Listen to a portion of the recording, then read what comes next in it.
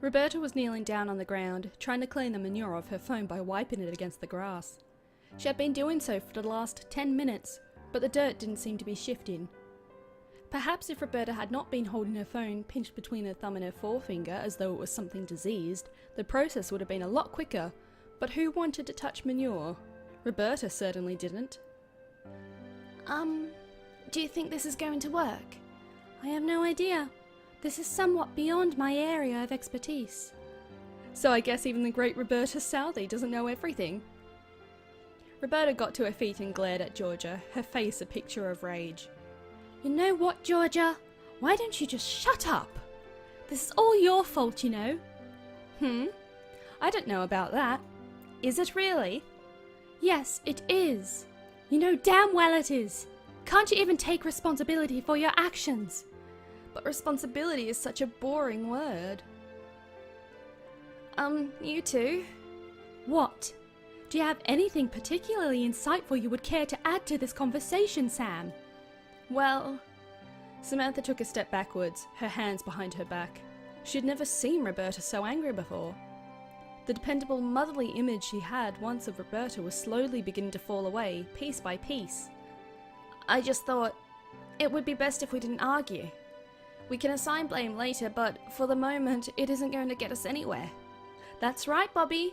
It's all swings and roundabouts, you know. What the hell does that mean? Instead of standing around here pointing fingers, we should be doing something productive. Isn't that the mature, adult thing to do? Now you look here, Lady Byron. How can you, of all people, stand there and give me that advice when this is your fault? Ah, trying to find out who is at fault, who isn't at fault? That's so childish. I expected better of you, Miss Treasurer of the Student Council. I don't need to try and find who's at fault. It's you. You're clearly the one at fault here.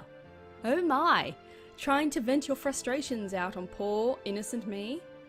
I suppose if I must be the sacrificial lamb to keep the party spirits high, I do not mind. Cut me open and feast on my flesh, if you will, and I hope you choke on your guilt later. Georgia, I don't think you're helping. Part of being an adult is admitting your own mistakes, isn't it? Percy tried to interject, but it was all in vain. Georgia didn't listen to her. Georgia didn't listen to anyone. The only one who should be feeling guilty here is you.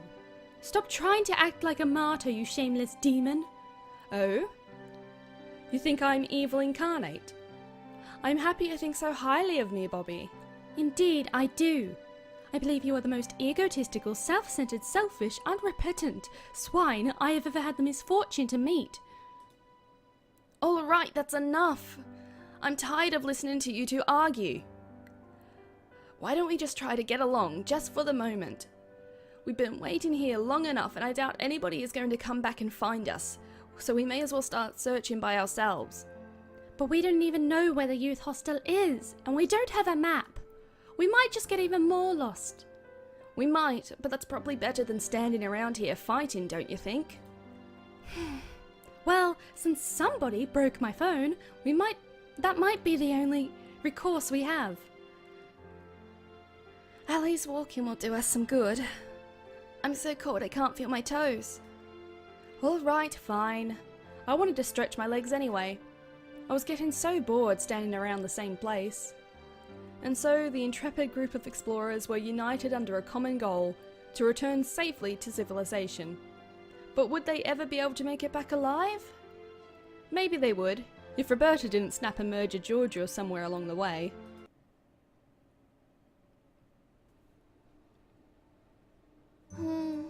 This tree really does look familiar. That was the fourth time Percy had made that observation. Samantha knew. She'd been counting. Roberta ground her teeth together, pressing one hand against her temple. A vein in her forehead was throbbing. You don't have a headache, do you? What do you think? Isn't that to be expected given the circumstances? I'm sorry. I know it was a stupid question. I was just trying to make conversation. I hope you'll forgive me, Sam, when I say I'm not in the mood for conversation right now. Yes, of course. I'll be quiet.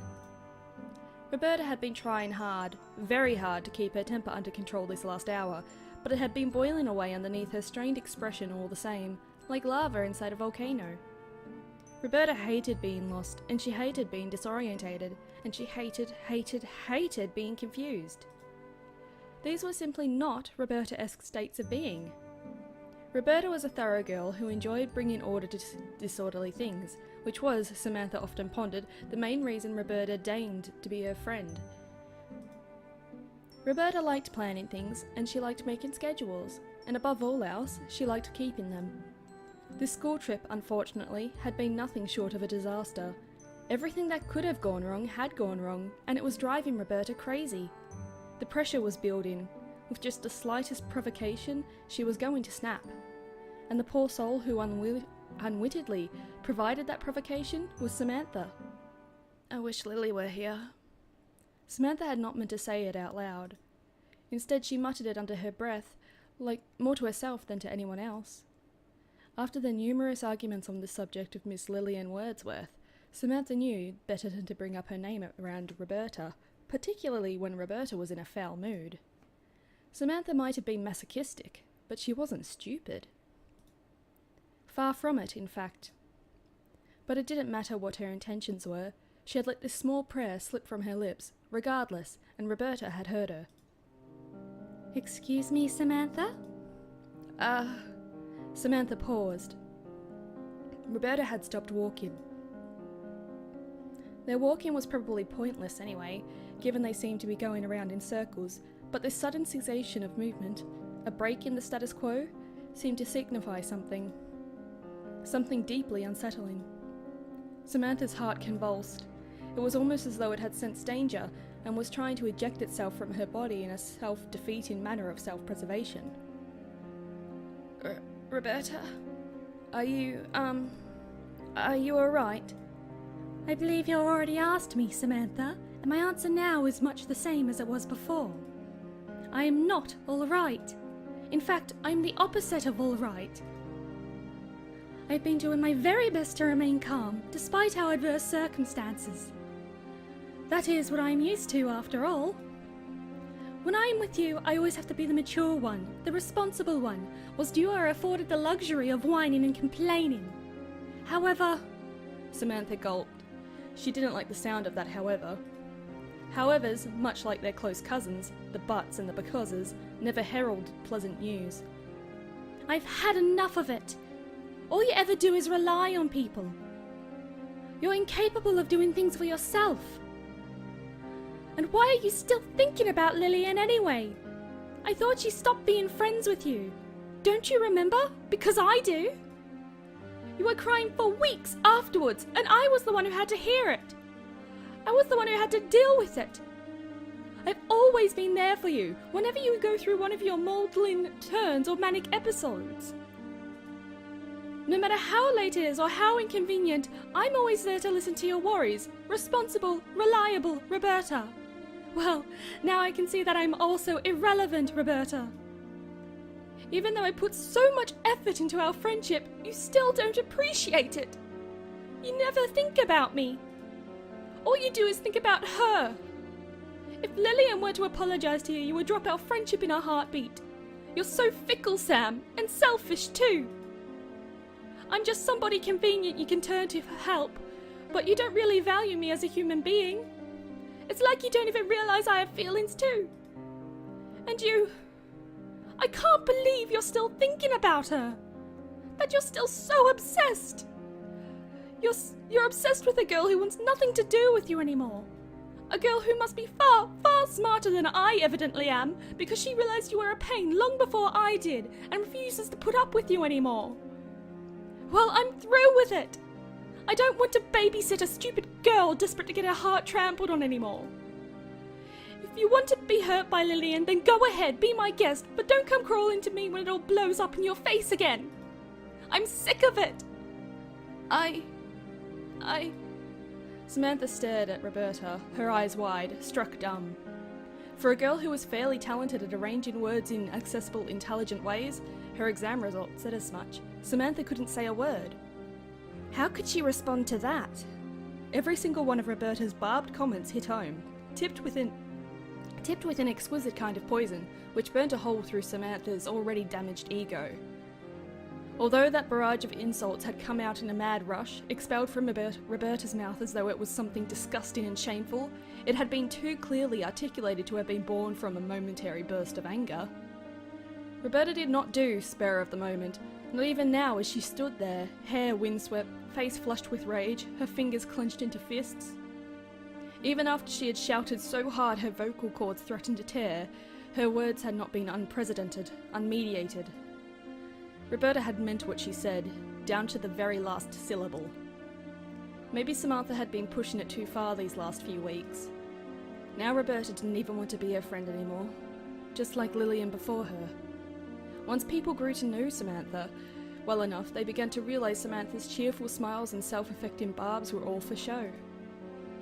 She could be funny, yes, and charming too, but underneath it all she was neurotic, anxious, and perpetually troubled. And it was just too much for most people to deal with. So that was it. Roberta hated her. Maybe she had hated her for a long, long time, and she had been far too polite to tell her. Well, at least she knew now. That was good, wasn't it? Nice and refreshing. The truth was a beautiful thing. It should have been, if only it didn't hurt so much. Samantha sniffed. It took her a few moments to realise she was crying. Her tears, hot and salty, dripped down her cheeks, cooling fast from the cold wind. There was no remorse to be had. Not from Lillian, not from Roberta, not from herself either. She couldn't refute Roberta's claims. It would be impossible. She knew Roberta was telling the truth. She was a pain, a burden. Maybe she shouldn't have gone on this trip to begin with. Maybe it would have been better if she had spent these 2 days holed up in her bedroom, alone, lying under her duvet with her eyes closed, pretending to be dead. That way she wouldn't be able to upset anyone. So, this was for the best, right? It would make everybody happier. Tears the size of penny pieces dripping down her cheeks, Samantha turned and ran. She didn't know where she was going, but that was fine. She hadn't known where she was beforehand anyway, and anywhere, absolutely anywhere, would be better than being with Roberta, being scrutinised under her cold, passionless gaze, which held not a single shred of love, not a single shard of compassion. If only she could run away from herself too. But that was the one thing she knew she could never do, no matter how quick her stride, how furious her footsteps. She couldn't outrun her own mind. Wow, Georgia whistled. Now that was something else. I felt like I was in the middle of a soap opera. Roberta trembled, her face white. She had already said things, horrible things, that she couldn't take back. It hadn't even been because she was mad at Samantha. Not really. Though it was true these lingering resentments had been building up unchecked within her for quite some time, like cobwebs in an abandoned house. Although Samantha had been grating on Roberta's patience, and Roberta had been meaning to have a serious talk with the other girl for a while now, this was undoubtedly a bad time to hold that discussion. Particularly when it had not been a discussion so much as a one-sided verbal assault, which Samantha had been incapable of dealing with. Roberta sighed, running one hand through her hair. She hadn't lost her temper like that in a long while. And now Samantha was gone. She had run away, and Roberta had no idea where she was. If we find out she's hung herself from a tree, or drowned herself in a lake, I guess we'll all know who to blame. Percy and I are witnesses. It isn't funny, Georgia. Roberta's shoulders tensed. Don't be ridiculous. She isn't going to die. You say that, but Samantha is kind of pathetic, don't you think? She's the kind of girl who would probably drown herself in 2 feet of water. Roberta winced. Cruel though her words were, Georgia did have a point. Samantha had never been the most resilient person. Don't feel too bad though, Bobby. If she really does die, she'll probably thank you for it. Hasn't she been depressed for a long, long time? It's hard to tell given she makes so many jokes about it, but I do think she's a very sad person. Then this is just fine. Samantha is obviously too much of a coward to kill herself without a push in the right direction, So you did her a favour there, Bobby. Georgia! Roberta had held her hand to her mouth. She looked as though she was going to be sick. Please don't say that. I feel terrible. It's no use getting a conscience now, Bobby. What's done is done. You can't change the past. Oh God. Roberta moaned, burying her face in her hands. Why did Georgia have to sound so gleeful? Her tastes really were macabre. Well, a pause. It's not like I don't understand how you feel, Bobby. I can be pretty horrible sometimes, but I suppose I have to give credit where credit's due, even to you. Taking care of Sam, day in and day out, must be quite a chore. I hardly even know the girl, and she annoys me whenever I see her. Everybody annoys you, Georgia. True, but I guess... I think it's somewhat impressive that you've been able to stay by her side for such a long time. And it was kind of cool seeing you get all worked up like that. I've never heard you sound like that before. For a moment, you actually sounded passionate. And look what good it caused. Passion only causes problems. Perhaps, but life would be far less enjoyable without it. It suited you well. I don't know about that. I do. Take my word for it. I do not get compliments easily. And, I guess since this whole thing is kind of my fault, I'm sorry. Roberta let her hands fall from her face. A small, tentative smile began to tug at the corners of her lips. Maybe Georgia wasn't so bad after all. Well, thank you. No problem. I'm beginning to get a little worried, though. Worried? You? I hardly believe it. There's a first time for everything. I've been thinking. Georgia placed one hand underneath her chin, pondering. If Samantha really does die, do you think I would be an accessory to the crime? Instantly, any goodwill Roberta may have felt towards Georgia was snuffed, like a candle being blown out. You're not sorry at all, you two-faced liar!